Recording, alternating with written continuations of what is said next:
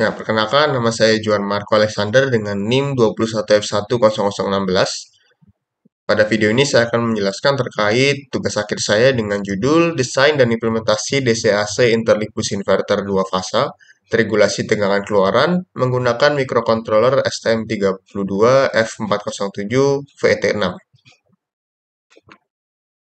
Nah, berikut adalah outline keseluruhan dari penelitian saya. Yang pertama ada dari pendahuluan. Sini akan diuraikan secara singkat latar belakang yang mendasari penelitian ini. Lalu yang kedua ada metodologi. Di sini saya akan jelaskan secara singkat terkait topologi yang diteliti dan dikembangkan. Dan di sini saya akan lebih fokus kepada strategi kendali tegangan keluaran yang digunakan. Lalu untuk yang ketiga, ada hasil penelitian. Di sini saya akan menjabarkan serta menganalisa hasil dari penelitian yang telah dilakukan di laboratorium. Lalu yang keempat, ada kesimpulan. Di sini saya akan menyatakan kesimpulan akhir dari penelitian berdasarkan hasil yang telah diperoleh. Yang pertama adalah pendahuluan. Di sini saya akan bahas 3 poin utama yang melatar belakangi penelitian saya ini. Yang pertama ada dari segi pentingnya pengaturan tegangan keluaran atau regulasi tegangan keluaran, khususnya pada suatu sistem bertegangan tinggi. Nah, jadi maksudnya di sini adalah penting untuk menjaga tegangan keluaran itu dapat tetap stabil pada nilai yang ditentukan, sekalipun terjadi fluktuasi tegangan pada bagian masukan maupun jika terjadi perubahan pembebanan. Nah, jadi yang diharapkan di sini adalah tegangan keluaran itu dapat tetap stabil, ya, sekalipun terjadi perubahan kondisi. Nah, jadi misalnya pada suatu power supply ya, power supply, kalau tegangan keluarannya berubah-berubah, ya tidak stabil, itu akan membahayakan perangkat elektronik yang dicatu oleh power supply tersebut. Nah, jadi diharapkan memang sistem catu daya itu menghasilkan tegangan keluaran yang stabil. Nah, lalu untuk poin yang kedua, energi listrik cenderung dibutuhkan dalam wujud AC. Nah, memang dewasa ini faktanya seperti itu dan terkait dengan poin yang kedua, di sini kita mencoba memanfaatkan sumber energi yang ramah lingkungan atau renewable energy seperti misalnya PV dan wind turbine. Nah, itu seperti yang kita tahu juga menghasilkan keluaran dalam wujud DC. Nah, makanya dalam sistem renewable energy itu pasti terdapat komponen yang dinamakan inverter untuk mengubah listrik DC tersebut menjadi AC untuk berikutnya dapat digunakan. Nah, makanya dari 3 poin tersebut kita mencoba menggunakan satu topologi yang dapat menaikkan tegangan keluaran yaitu adalah topologi bus converter dan di sini kita kembangkan menjadi bus inverter dan topologi yang kami kembangkan di sini dinamakan two phase DC/AC interleaf bus inverter atau disingkat TP DC/AC IBI. Nah, berikut ini merupakan diagram blok dari sistem yang saya gunakan pada penelitian ini. Jadi ini merupakan TPDC AC IBI ya, atau two phase DC AC interleaf bus inverter. Itu adalah topologi yang kami kembangkan di sini. Nah, ini terdiri dari beberapa MOSFET ya. Nah, ini akan menghasilkan suatu tegangan keluaran yang itu akan diinputkan pada sensor tegangan yang namanya adalah LV25P. Nah, akan dibaca sebagai nilai aktual. Nah, ini disuplai dengan isolator tegangan A1212S1W ini sebagai rangkaian pengaman saja. Nah, FV25P ini akan memberikan data aktual kepada mikrokontroler STM32F407VT6 ya yang mana di situ akan diinputkan dengan suatu nilai referensi dari audio frequency generator atau AFG yang mana itu akan menghasilkan nilai error. Nah, yang mana nilai error itu berikutnya akan dikomparasi dengan berbagai parameter dan sinyal uji sehingga akan menghasilkan pola pensaklaran yang beragam untuk berikutnya diumpankan pada rangkaian driver TLP350. Nah, ini sejumlah 14 unit menyesuaikan dari jumlah MOSFET-nya. Nah, rangkaian driver ini juga disuplai seperti LV25 disuplai dengan catu daya isolasi B1215S1W. Nah, rangkaian driver ini yang nantinya akan memberikan logic sinyal pensaklaran untuk MOSFET pada rangkaian daya. Ya, pada bagian metodologi di sini saya akan menjelaskan pertama terkait skematik rangkaian two-phase DC/AC interleaf bus inverter. Secara keseluruhan terdiri dari 3 bagian utama. Yang pertama ada supply DC atau V-in ya dari catu daya. Lalu ada two phase full bridge inverter atau inverter full bridge 2 fasa 3 lengan. Lalu di sini ada two phase AC-AC interleaf boost converter ya, atau converter boost AC-AC 2 fasa.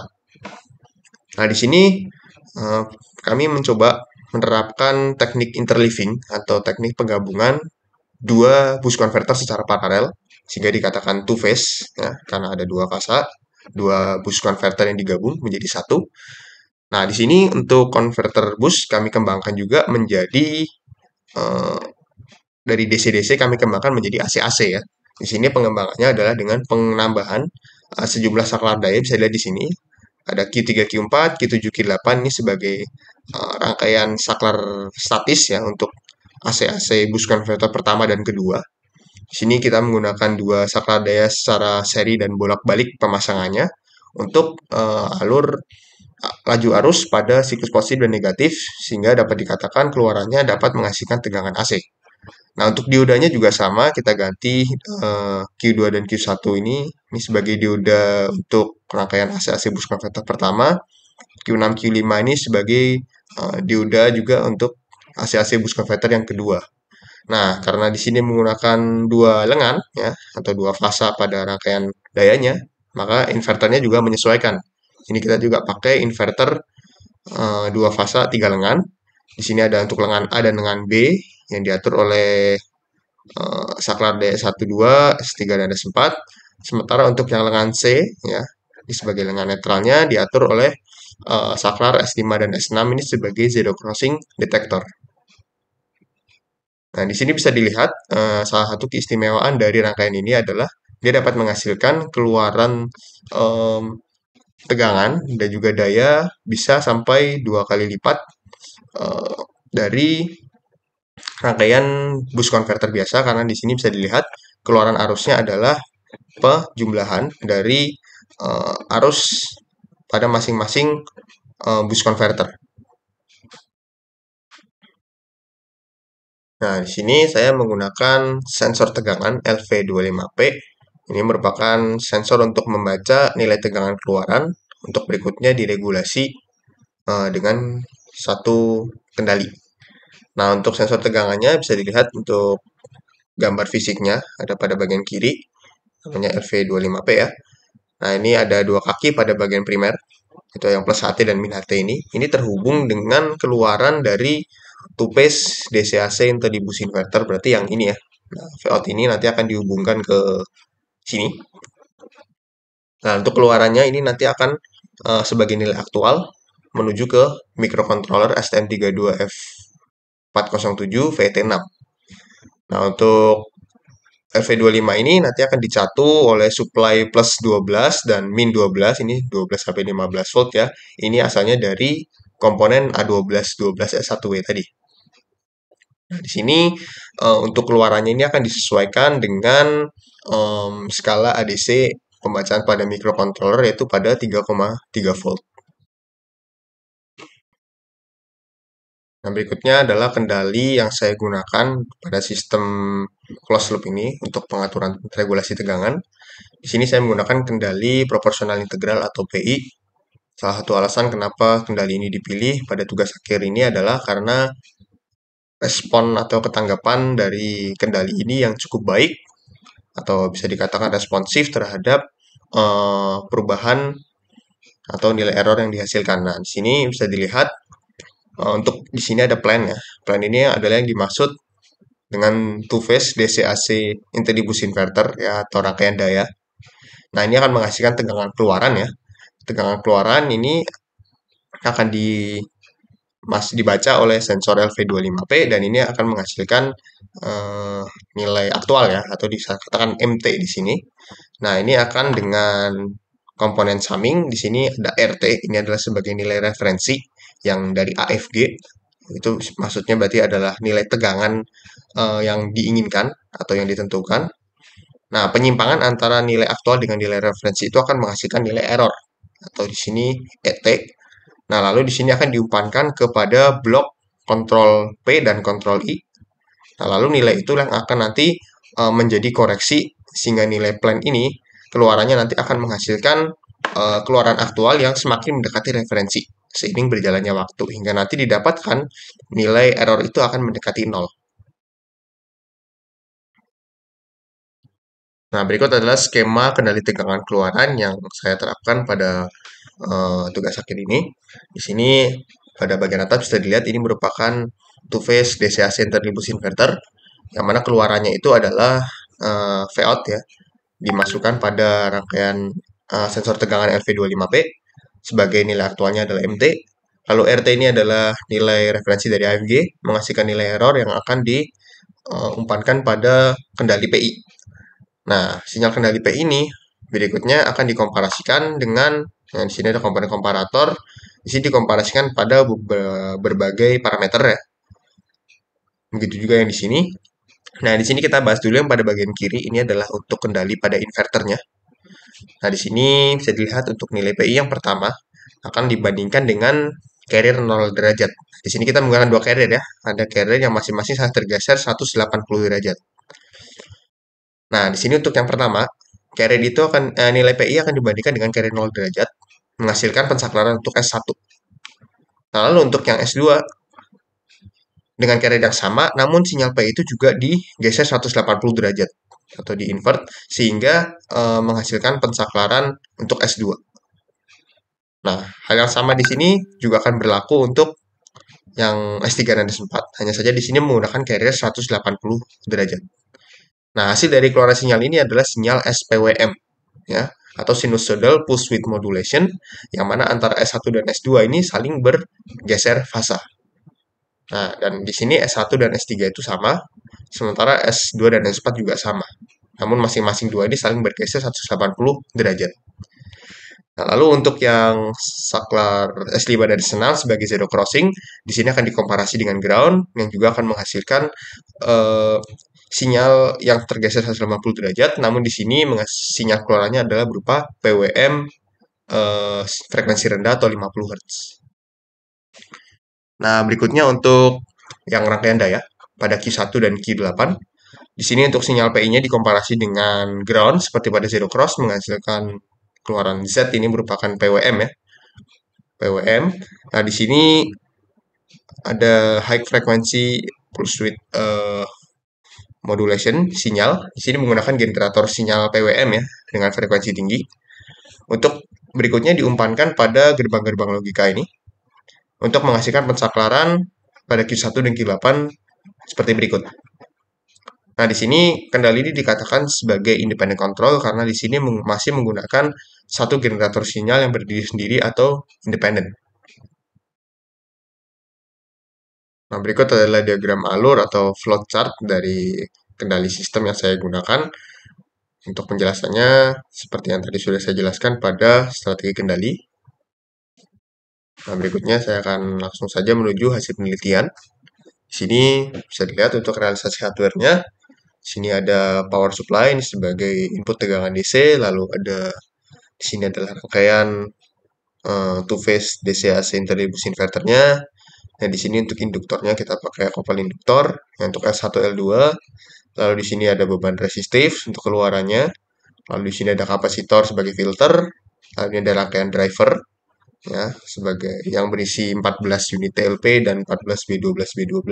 Lalu di belakang sini ada rangkaian sensor tegangan LV25P. Lalu di sini ada microcontrol STM32F407VT6. Lalu di sini untuk pengukuran dari penelitian secara hardware nanti menggunakan digital oscilloscope untuk visualisasi bentuk sinyalnya.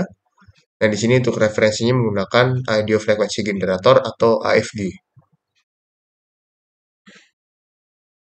Nah, berikutnya di sini adalah parameter pada penelitian ini. Ya, di sini saya menggunakan yang pertama untuk input DC-nya kita pakai 50 volt DC. Lalu untuk beban resistornya kita pakai 10 ohm 100 watt. Kapasitornya filter kita pakai 47 mikrofarad. Untuk induktor S1L2 kita pakai 2 mH. Untuk frekuensi pensaklarannya di sini pakai frekuensi tinggi pada 10 kHz. Lalu frekuensi kerjanya yaitu pada frekuensi keluaran dari sinyal AC pada keluaran rangkaian daya atau pada Vout kita pakai 50 Hz. Lalu untuk penguatan proporsional dan integral kita pakai masing-masing 1 dan 0,08. Lalu berikutnya kita langsung saja menuju pada analisa dan hasil pembahasan.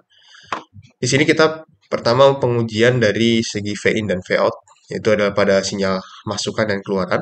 Di sini bisa dilihat sinyal inputannya adalah atau V in-nya adalah DC pada 50 volt dan V out-nya yang biru ini adalah 100 volt AC ya. Jadi ini yang atas ini menggunakan software PASIM ya sebagai simulasi terlebih dahulu, lalu divalidasi dengan pengukuran secara hardware ini pakai osiloskop dan didapati hasil yang identik antara simulasi dengan hardware-nya, di mana di sini tegangan masukannya juga lebih kecil dari keluaran, serta tegangan keluaran sudah dalam wujud sinyal AC. Sehingga dapat dikatakan rangkaian ini dapat menaikkan tegangan serta mengubahnya ke dalam wujud sinyal AC. Nah, untuk pengujian yang kedua, di sini adalah pengujian antara sinyal aktual dengan referensi. Jadi pada keluaran dari LV25P dengan keluaran dari AFG. Nah, di sini untuk menguji respon rangkaian terhadap perubahan pembebanan. Di sini kita coba untuk referensinya kita atur pada 1,5 VPP ya.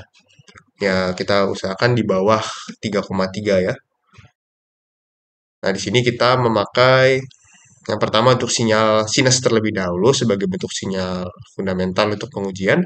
Dan di sini didapati pada PSIM antara sinyal aktual dan referensi itu dapat saling berimpit atau bisa dikatakan sinyal aktual dan sinyal referensi itu tracking.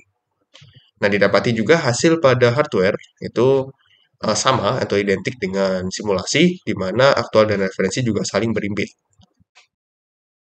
Nah, begitu juga kami uji dengan sinyal dengan bentuk lain. Yang pertama kita uji dengan sinyal segitiga, didapati hasil yang sama juga pada simulasi tracking, sedangkan pada hardware juga kedua sinyal tersebut tracking atau berimpit. Dan didapati juga hal yang sama pada bentuk sinyal referensi kotak, di mana bentuk sinyal aktual dan referensi saling berimpit seperti pada simulasi. Sehingga dapat disimpulkan kendali proporsional integral atau PI yang diterapkan pada regulasi tegangan keluaran pada TPD CACIBI dapat bekerja sebagaimana mestinya dengan meregulasi tegangan keluaran mengikuti sinyal referensi. Nah, pengujian berikutnya adalah terkait tegangan dan arus keluaran. Nah, bisa dilihat di sini pada simulasi pada PSIM, yang merah ini adalah bentuk sinyal keluarannya dan yang biru adalah arus keluarannya. Bisa dilihat di sini keluaran sinyal arus dan itu adalah sefasa dengan sinyal tegangan keluaran dikarenakan beban yang digunakan adalah beban resistif. Nah, bisa dilihat juga pada hardware atau pengukuran dengan osiloskop didapati hasil yang serupa atau identik dengan hasil pada simulasi. Lalu yang terakhir adalah pengukuran THD atau Total Harmonic Distortion yang berkaitan dengan tingkat kecacatan sinyal keluaran tegangan dan arus pada two-phase DC-AC interleaved inverter dan didapati nilai THD-nya adalah sebesar 356,79 sekian atau dalam persen berarti adalah 3,56%. Nah, ini berarti tingkat kecacatan atau THD, tegangan dan arus masih memenuhi standar IEEE 519 yang mana dikatakan tidak boleh lebih dari 5%. Berdasarkan hasil pengujian yang telah diperoleh, didapati kesimpulan bahwa two-phase DC-AC interleaved inverter dapat meningkatkan tegangan keluaran serta daya yang dihasilkan hingga 2 kali lipat. Nah, terbukti dari tadi tegangan yang dimasukkan ada 50 volt DC dan dihasilkan tegangan keluaran mencapai 100 volt DC. Nah, untuk strategi kendali PI yang diterapkan juga mampu meregulasi tegangan keluaran pada nilai yang ditentukan mengikuti sinyal referensi, baik dari segi amplitude maupun bentuk sinyalnya.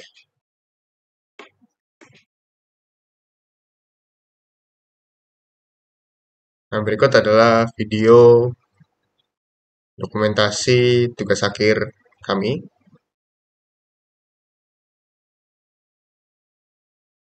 Nah, bisa dilihat ya, sini kita mencoba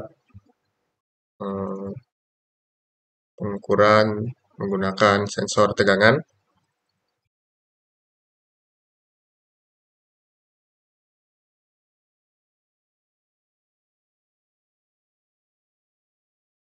Nah, berikut komponen-komponennya.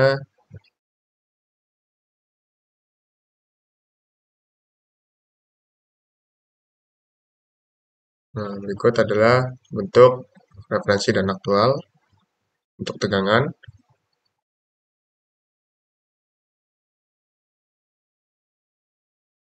Ini ada pengujian untuk tegangan input dan output.